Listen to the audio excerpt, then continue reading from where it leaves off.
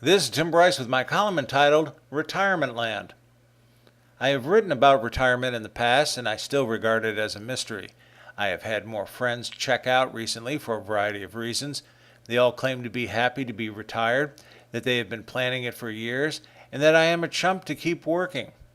I consider this all a bald-faced lie. I've seen some become musicians where they play pickup gigs. I've seen others become golfers playing the same course over and over again like a gerbil on a treadmill.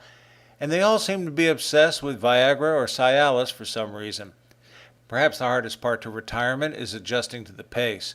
At first, most men treat it like a vacation, but they quickly learn it is a vacation that never ends. Initially, they tend to get more rest, eat a little more than they should, take a trip, putter around the house tackling minor assignments, but then they become bored and restless.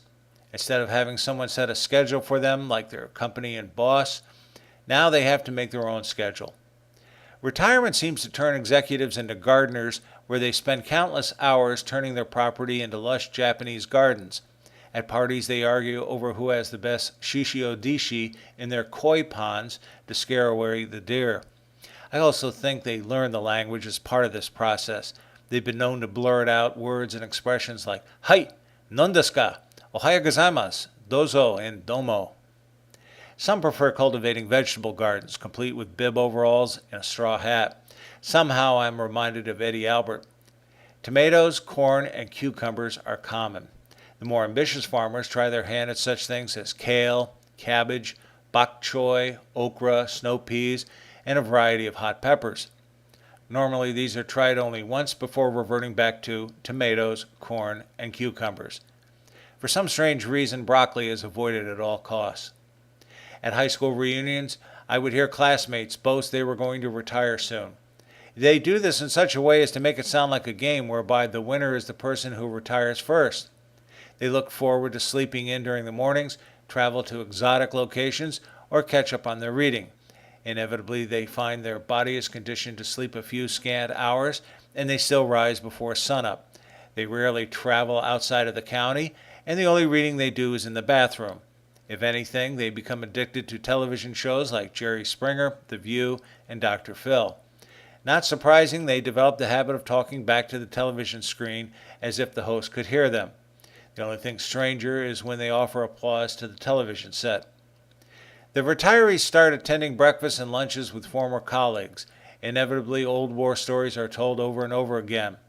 Breakfast usually consists of eggs, bacon, pork sausage, geta, scrapple, pancakes, biscuits and gravy, grits, and coffee. Lots of coffee. Lunches usually include pastrami, corned beef, hamburgers, chicken wings, and an occasional glass of beer or wine. It is no small wonder they begin to gain weight. There's also the ceremonial toothpick afterwards. They suddenly find themselves volunteering time to charitable organizations and political campaigns, and they spend an inordinate amount of time in doctors' offices where they developed an interest in women magazines. Retirees discover they miss the socialization they enjoyed at work, which is why they gravitate to group meetings. They realize it is important to their mental health to be able to discuss current events and their observations on life. Without such discussions, they become despondent. To keep busy, it is not unusual for them to go to the post office, not just once, but twice a day, once in the morning and later in the afternoon. They also go for haircuts at dawn. Rarely do they really need a haircut, as their hair is now thin. More importantly, it is to manicure the wild hairs growing in their eyebrows, ears, and nose. They also spend considerable time at sporting events for their grandchildren, where they can catch up on their sleep. More importantly, I've noticed my friends who recently retired get bored easily.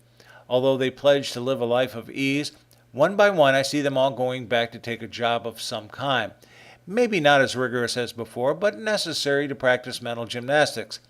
I've seen some people become clerks at some of the home and garden superstores, others work at golf courses, and some go back to what they were doing before retiring.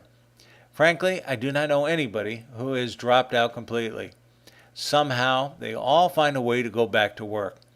Maybe retirement is not what they thought it would be. In spite of all this, I'm considered the oddball for continuing to work. I still enjoy meeting and working with people. I still enjoy jousting and debate, But more than anything, I still believe I have a role to play and I'm not ready for the curtain to fall. Besides, I look kind of silly wearing a hardware store apron. Friends, keep the faith. This is Tim Bryce in Palm Harbor, Florida. Follow me on the internet at timbryce.com.